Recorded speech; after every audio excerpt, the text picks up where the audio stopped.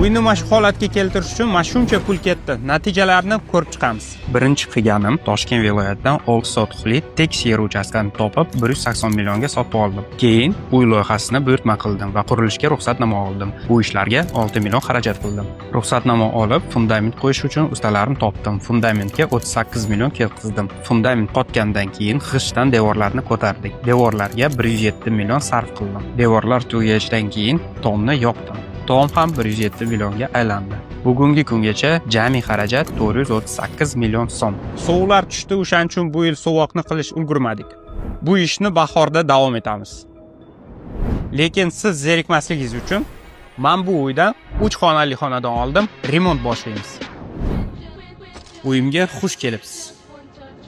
Mening yangi uyim Yakkasaroy tumanida. Maydoni 82 kvadrat. Uyni 105 ming dollarga sotib oldim. Hozir esa kvartira ta'mirsiz holatida. Devorlarni buzish uchun rasmiy ruxsat olishga harakat qilamiz. Dizayn loyiha tayyorlab, ishlarni boshlab yuboramiz. Bu loyihada men kichik oila uchun kvartira ta'mirlash uchun real necha pul ketishini aytib beraman.